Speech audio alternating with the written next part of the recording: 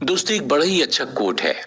आप पैसों के लिए काम मत करो, पैसों को आपके लिए काम करने दो। आप पैसों के लिए काम कर रहे हैं या आपका पैसा आपके लिए, बस यही डिसाइड करता है कि आप अमीर हैं या वेल्दी। इसलिए सक्सेसफुल लोग पैसे के लिए काम नहीं बल्कि पैसे को अपने लिए काम पर लगा देते हैं। अक्सर जो बच्चे दिन भर अपने पेरेंट्स को काम करते देखते हैं और खुद को अकेला पाते हैं, वो ये मानने लगते हैं कि पैसा अपनों से दूर करता है। इसका रिजल्ट ये होता है कि या तो वो बच्चे अपनों के पास रहने के लिए पैसे कमाने से नफरत करने लगते हैं या पैसे कमाने को ही लाइफ का मोटो बना लेते हैं। ऐसे ही अगर कोई बहुत अमीर है फिर भी अपने किसी करीबी को मरने से नहीं बचा पाया या उसकी लाइफ के मोस्ट इम्पोर्टेंट इवेंट पर उसके साथ नहीं हो पाया, तो उसे ये एहसास होता है कि अमीर होने और वेल्दी होने में कितना फर्क होता है। अमीर होने से आपके पास बस बहुत सारा पैसा होता है, लेकिन वेल्दी होने का मतलब है आपके पास आपकी लाइफ को पूरी तरह एंजॉय करने के लिए इनफ पैसा भी है। और जिन लोगों के साथ आप चाहें उनके साथ जैसे चाहें वैसे जब चाहें तब एंजॉय कर सकते हैं, क्योंकि ऐसे एंजॉयमेंट आप सिर्फ पैसे होने से नहीं कर सकेंगे। वेल्दी होने की वजह से आपके पास पैसे के साथ साथ खुद के लिए और अपने रिलेशनशिप्स के लिए टाइम बचेगा।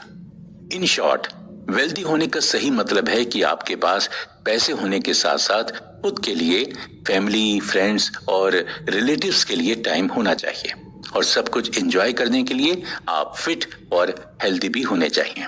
वेल्दी बनने के लिए जो सबसे इंपॉर्टेंट फैक्टर होता है वो है माइंडसेट। मेरा मतलब है कि सोच। ज्यादातर लोग पैसों का यूज कंज्यूमर की तरह करते हैं, जिसे पॉवर्टी माइंडसेट कहा जाता है। जैसे मैक्सिमम लोग जॉब करते हैं और सैलरी आने से पहले ही प्लान बना लेते हैं कि इस बार की सैलरी से क्या खरीदना है, पार्टी देनी है या घूमने जाना है। जी हाँ, ऐसा करने में गलत कुछ नहीं है। बस इस लिस्ट में जब मैक्सिमम खर्चे होते हैं और इन्वेस्टमेंट गायब होता है तो ये गलत हो जाता है। जैसे मैक्सिमम लोगों के घरेलू खर्च में ब्रांडेड कपड़े, रेस्टोरेंट का फूड, लेटेस्ट मोबाइल, आईफोन और ऐसी ही कई और लायबिलिटीज ऐड होती हैं। आजकल छोटे छोटे बच्चे भी खुद के लेटेस्ट मॉडल फोन के साथ दिखते हैं। उनके पास खुद का व्हीकल होता है। सभी को मनी को कंज्यूम करना ज्यादा आता है और इन्वेस्ट करना कम ही लोगों को आता है। इसका मेन रीजन है कि एकेडमिक्स में तो मनी मैनेजमेंट सिखाया ही नहीं जाता और साथ ही साथ कई घरों में फाइनेंशियल मैथ्स होता है, तो कोई परिवार में फाइनेंशियल मैनेजमेंट क्या ही सीखेगा। बचपन से ही सभी तरह तरह के एड्स, बिलबोर्ड्स, मैगजीन्स, सीरियल्स को देखकर ही ये सीखते हैं कि दुनिया में कई तरह की चीजें हैं जिन्हें कंज्यूम करने के लिए आपको मनी अर्न करनी होगी। ये चीज आपके पास होगी तो लाइफ बेटर होगी। और यहीं से शुरुआत होती है पॉवर्टी माइंडसेट की। आपको किन चीजों की जरूरत है, आपके पास क्या होना चाहिए, इसकी जगह आपके पास क्या नहीं है पर आपका फोकस चला जाता है और जो नहीं है वो सब पाने के लिए सिर्फ अमीर बनने की कोशिश करने लगते हैं। वेल्दी होना क्या होता है ये पता ही नहीं चल पाता है। तो जरूरी है पॉवर्टी माइंडसेट को छोड़कर वेल्दी माइंडसेट अपनाया जाए। ये काम ज्यादा डिफिकल्ट नहीं है, बस आपको करना इतना है कि मनी को फ्रूट समझकर खाना छोड़ना पड़ेगा और बीज समझकर बोना शुरू करना होगा। मींस पैसों के खर्च को खत्म करने की जगह आपको उसे इन्वेस्ट करना होगा, जिससे आपको और ज्यादा पैसे मिले। जैसे एक एप्पल को खरीद कर खा लिया जाए और बीजों को फेंक दिया जाए तो एप्पल को खरीदने पर दिए गए पैसे खर्च में काउंट होंगे, पर उसी एप्पल को खाकर उसके बीज को जमीन में बो दिए जाएं तो आपको कुछ सालों में एप्पल का पेड़ मिल जाएगा और आप रोज बिना खरीदे एप्पल खा सकेंगे और शायद उन्हें बेचकर पैसे भी कमा पाएं। तो फिर आप उन पैसों को इन्वेस्टमेंट में काउंट करेंगे।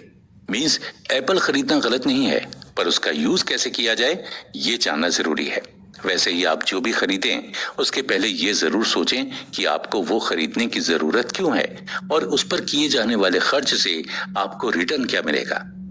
एक्सपेंसेस से ज्यादा जब आप रिटर्न ऑन इन्वेस्टमेंट पर ध्यान देंगे तो आप वेल्दी माइंडसेट को अपनाएंगे। जब आप ये समझ जाएंगे कि आपका पैसा आपका है, उसे आपके लिए ही इन्वेस्ट करना चाहिए, तो आप वेल्दी माइंडसेट की तरफ बढ़ने लगेंगे। दोस्तों, दिखावट की दुनिया से बाहर आकर जब आप ये समझने लगते हैं कि आपको जो जरूरत है उसके मुताबिक ही आपको कुछ खरीदना है, तभी आप वेल्दी माइंडसेट की ओर बढ़ते हैं। तब आप चीजों को खरीदते हैं, वरना बिना सोचे चीज खरीदना शो ऑफ करने के लिए खरीदना है। मींस चीजों का कंट्रोल आपके पैसों पर होता है, ना कि आपका कंट्रोल आपके पैसों पर। इसलिए वेल्दी बनने के लिए सबसे जरूरी है कि आप अपने खर्चों पर कंट्रोल करें और सोच समझकर खर्च करें। जैसे कई बार लोगों को नॉलेज नहीं होती है कि वो जो चीज खरीदने जा रहे हैं उसका मिनिमम प्राइस क्या और मैक्सिमम प्राइस क्या है, और बिना मोल भाव किए वो कई गुना दाम में चीज खरीद लेते हैं। जैसे एक एलईडी पेन किसी मेले में 10 रुपए का मिल जाता है, तो वही क्लासी दिखने वाले लोग स्ट्रीट या मॉल शॉप से उसे 100 रुपए में भी खरीद लेते हैं। वैसे ही घर, कार, मोबाइल और हर चीज अलग अलग डीलर्स, शॉपकीपर्स और ऑनलाइन स्टोर पर अलग अलग रेट पर होते हैं। अगर आप बिना क्वालिटी चेक किए, बिना रेट डिफरेंस जाने शॉपिंग करते हैं तो आप पॉवर्टी माइंडसेट वाले हैं। आपके लिए सबसे जरूरी है कि आप सबसे पहले शॉपिंग करना सीखें, जाने की कैसे मोल भाव किया जाता है, कैसे कम से कम दाम में चीजें खरीदी जाती हैं। वेल्दी पीपुल की कुछ कॉमन क्वालिटीज होती हैं, जैसे सेविंग, इन्वेस्ट करना, समझदारी से खरीदारी करना, लायबिलिटी से ज्यादा एसेट्स खरीदने पर ध्यान देना, अपनी लाइफ को बेटर बनाने के लिए काम करना, और सबसे इम्पोर्टेंट, पैसों के लिए काम करने की बजाय पैसों को अपने लिए काम पर लगाना आना चाहिए।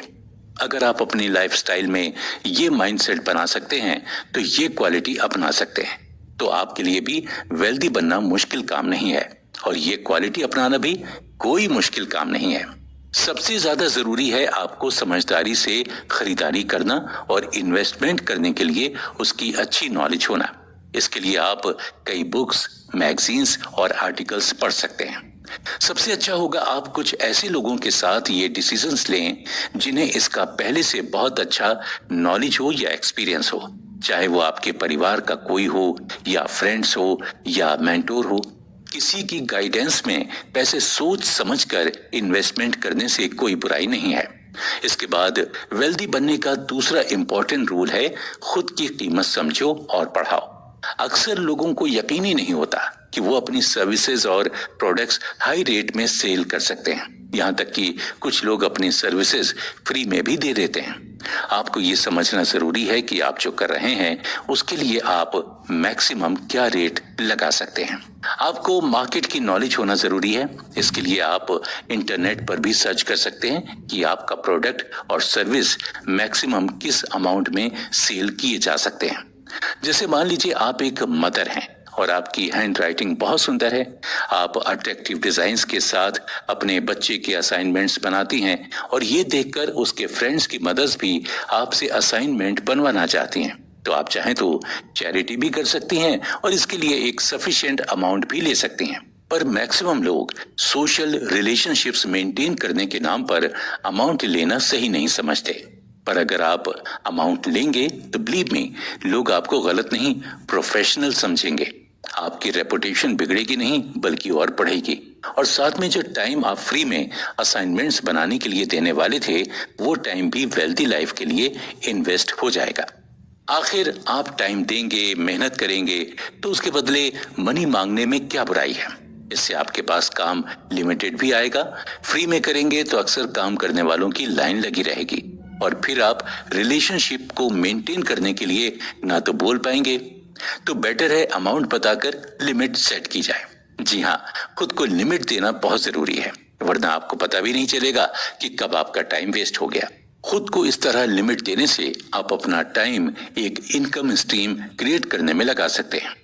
माइंडसेट चेंज करने के बाद सबसे जरूरी है कि आप वेल्दी बनने के लिए बजट बनाना सीखें।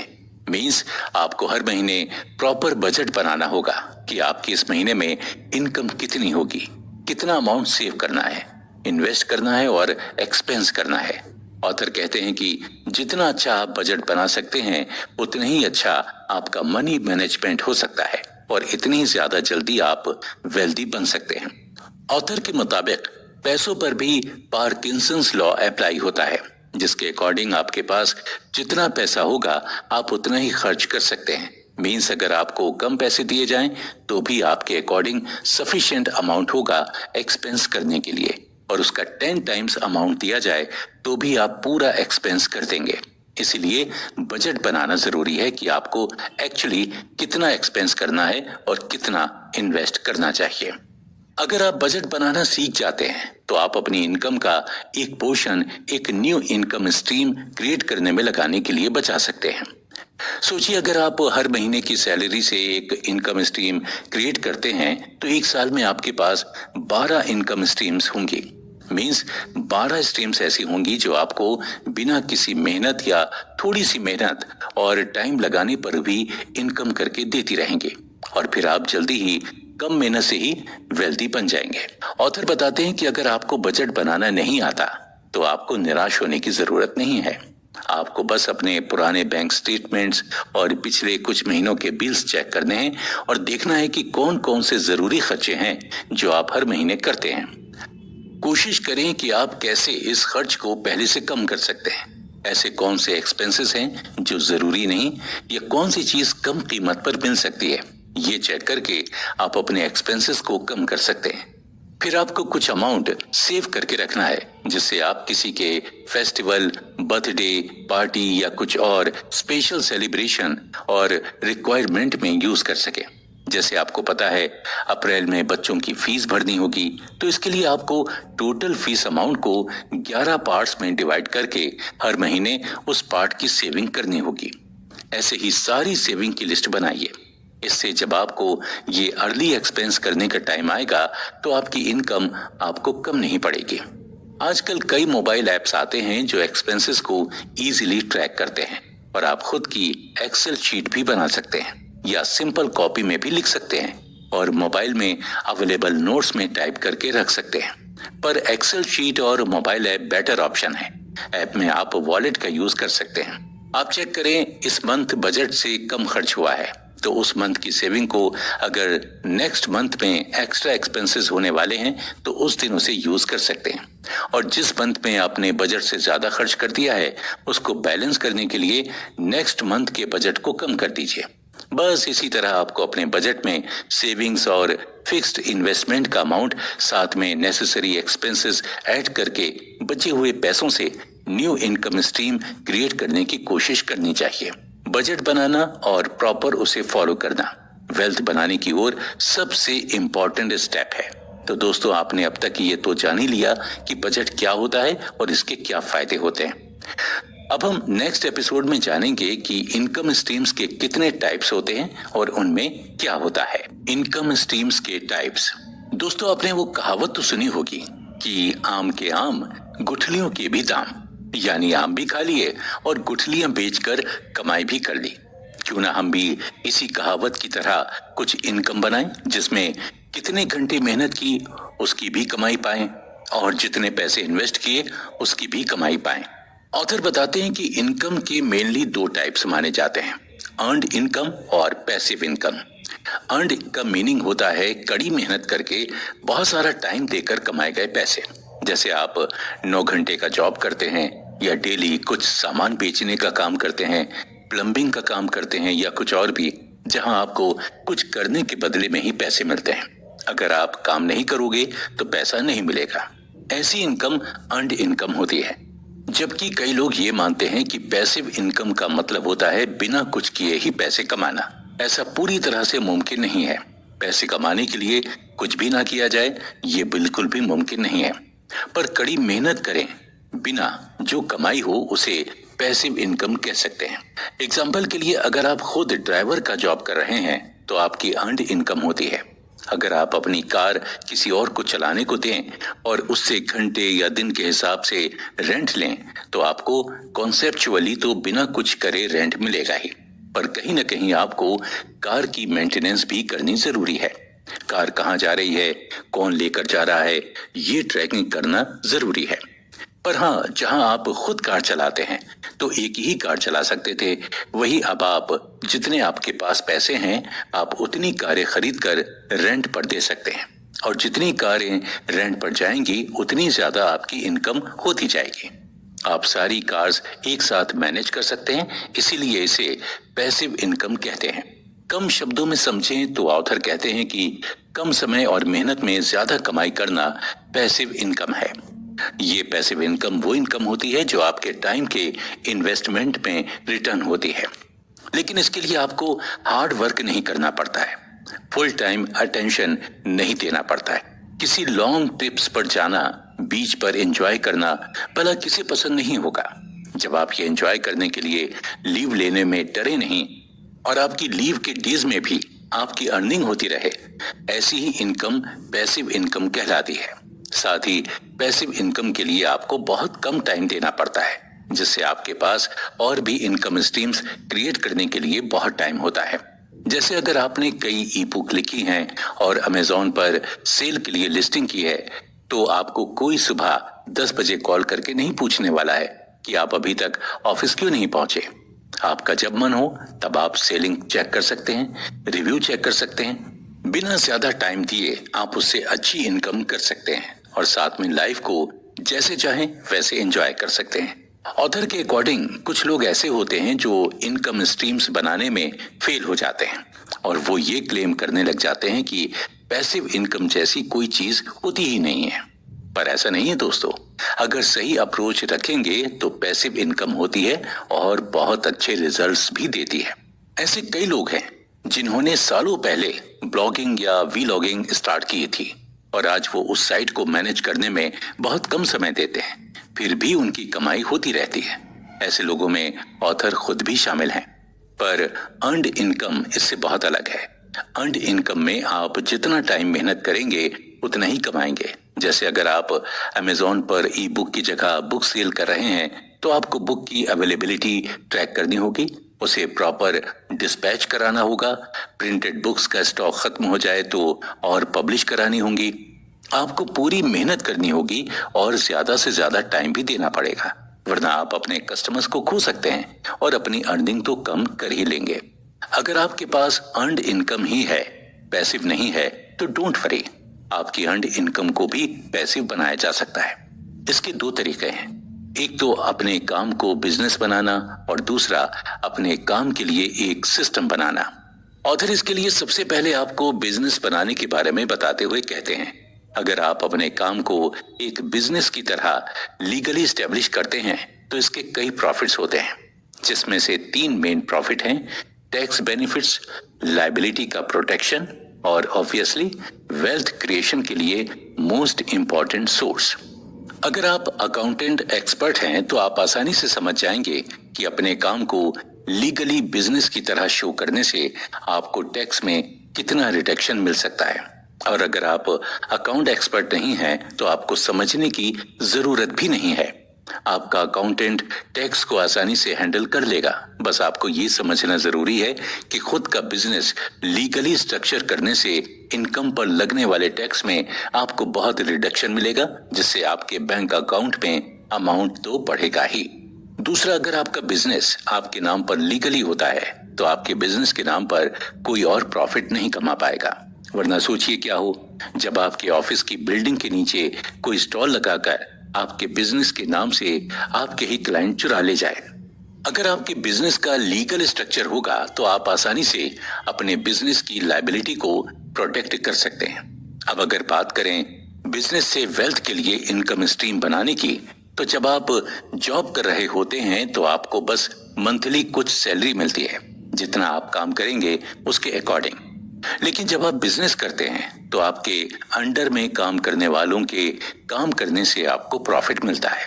जितने लोग जितना ज्यादा काम करेंगे उतना ज्यादा आपको प्रॉफिट होगा। कहते हैं सैलरी आपको जिंदगी जीने का मौका देती है और प्रॉफिट्स आपको भाग्य बनाने का मौका देते हैं। इस प्रॉफिट को आप सिर्फ बिजनेस करके गेन कर सकते हैं, सैलरी बेस्ड जॉब से कभी नहीं। इसके सिवा बिजनेस बनाने का एक और बेनिफिट ये बताया गया है कि बिजनेस करने के साथ आप मल्टीपल इनकम स्ट्रीम्स बना सकते हैं, पर जॉब के साथ ये आसान नहीं होता।